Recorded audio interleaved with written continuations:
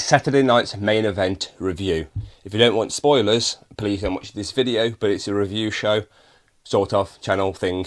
Anyway, I'm going to talk about the 5 matches that happened. Obviously, one was announced from SmackDown, but we'll talk about that one and we'll see where we get to. Normally, I write down notes, but I'll try and remember everything I'm thinking of. This show basically had a total of 10 commercial breaks or adverts, depending on where you're from. 4 of them being like based in WWE, not including video packages, and then 10 normal. That honestly didn't bother me. Okay, it was a 2-hour show. It's a TV show. It's not like a PLE. It's what do you expect. Basically, it averaged out to either a commercial / advert before or after the match, or during, maybe even all of them. Anyway, the first match I'm going to talk about, surprisingly to kick off the show, was Seth Rollins and Brunbreaker versus CM Punk and Sami Zayn. I predicted this one correctly, so go me. What I also predicted was somebody else was going to join the faction. I believe I did, but I did not predict that it would be Bronson Reed. An absolute fantastic person to have return at Saturday night's main event and to join the Seth Rollins, Paul Heyman, Brunbreaker faction. I'm sure we're now going to give them a name, but you had Bron and Bron. I didn't even realise actually, the Bronze. Maybe they're going to be called the Bronze. Seth's Bronze. But then that makes him sound like the third. Seth's Golden Bronze. Yeah, I just decided to call him that.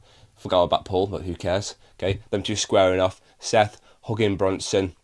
Okay, Bronson and Bron.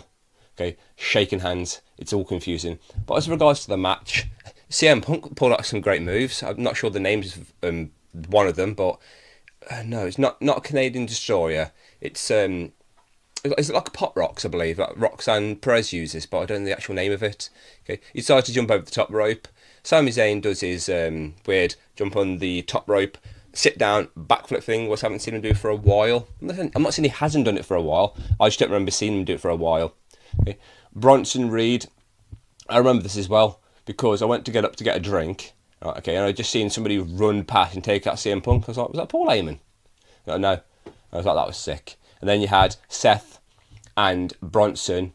No, sorry, it's very confusing here, isn't it? Because the Bronze. Okay, Seth and Brunbreaker holding down CM Punk after he tried to attack Paul Heyman with 3 of them in the ring. Okay, he gets tsunami'd and brilliant. All that was missing was Wade Barrett saying "Tsunami," you know, in his deep, stupid British voice. It's not stupid because I like it. But other than that, though, okay, I enjoyed the match. Okay, it wasn't anything perfect or, you know, great in the ring, but it was still fun to watch. I still enjoyed it, and I was entertained by it. Okay. We've also got Pat McAfee and Michael Cole on commentary. Lillian Garcia as a ring announcer. Always great to see her back. Okay, Joe Tessitore. Is it Joe Tessitore? You know exactly who I mean. I can butcher his name. Okay, and Jesse the Body Ventura. Fantastic. Then we go on to the lately announced Women's United States Championship match between Zelina Vega and Chelsea Green. Now, Zelina Vega, I believe now, is 5-0 because she defeated Chelsea Green. I personally would have predicted that, but obviously I didn't say that, so I can't say that I predicted it. Nothing wrong with the match, okay, and well, there was until like, it's just very boring. It just, I don't know, they just put it on there for no reason. But yeah, to me, this is probably one of the worst matches they've had. Some people might like it. It wasn't my cup of tea, really. And I think Zelina botched the 619. I believe that was where Chelsea Green got busted open. Yeah, and then the match ended because you've got Alba Fire trying to get the referee's distraction. Piper Niven trying to take down Zelina Vega, but I don't know what happened there. It just went really, really wrong. And then Zelina was sitting on the top rope like she's got some man parts. Okay, Chelsea goes to the top rope, and then I think she does, yeah, like the Pop Rocks. I need to learn the name of that move. And basically she pins her. And you've got the Secret Service in the ring. Chelsea Green all busted up with a nose. I'm assuming from the 619 knee to the face. So now called Chelsea Red, I assume. And you've got Zelina Vega walking backwards. She says hello to a kid. I'm not sure if it's hers or not, but yeah. And that's pretty much it, really. It's not really much to talk about. The match started off okay, what you expected, and then just got bad. I won't say bad, just not good. Which usually means bad, but I know what I mean. Then we had a video package, I believe, of John Cena and R-Truth Okay, John Cena comes out, his normal heel self, great. But then you've got R-Truth coming out to John Cena's music, okay, as Ron Truth. Okay, he does everything that John Cena does, runs to the ring, wearing these, he's everything that John Cena wears is attire, that's the word I was looking for. Throws everything. Like John Cena used to do it, unusual. Okay. This wasn't meant to be a great match. It's meant to just be like a comedy fun act. Okay, Cena gets his moves in, attacks R-Truth straight away. R-Truth gets some moves in, the "you can't see me" things. The fans are loving it. It gets to the point where Cena goes to use the title. I was like, we know what's going to happen here, like genuinely. Okay, because why didn't the ref stop Cena whilst he's in the ring with the title? I mean, it basically just fits the storyline. Okay, I understand. Here's the title back. Okay, and then R-Truth gets kicked in the ding-a-ling. Okay, attitude and I'm going to say call it an FU. Yeah, he gets FU'd. They shouldn't change it back to that now because he's a heel. Okay, pins him, then he hits him with the title. Now this is where I get confused. I believe a lot of believing here, isn't there? Okay, John Cena and then Jey Uso had a backstage segment next. I'm not sure if it happened now or after the next match, but I think it was now. So John Cena basically just saying to Jey Uso, imagine if you lost to a YouTuber and I'd take this title away. It's a lot of pressure for you, in a nutshell. Then we had Damien Priest versus Drew McIntyre inside the steel cage. Another match I predicted correctly. I did make a mistake though, saying that I thought the title was on the line for John Cena and R-Truth. It wasn't, but I still predicted it correctly, so yay. So anyway, Damien Priest and Drew McIntyre in the steel cage. Yeah, nothing bad, nothing great. A fun match. I mean, probably, I would say one of my favourite or one of my least favourite, just like an average match.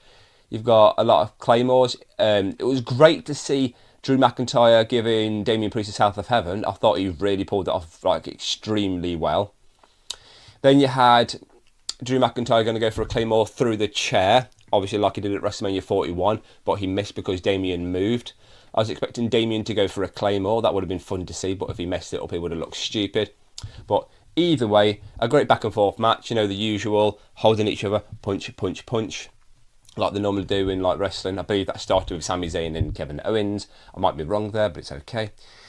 Then we ended with Damien Priest going for a concerto on Drew McIntyre. Okay, basically what he learned from Edge, who obviously started the Judgment Day, which Damien Priest was in. I believe, let's believe in, don't I? That Michael Cole also referenced him saying Edge, I believe. A lot of believing, I'm still believing.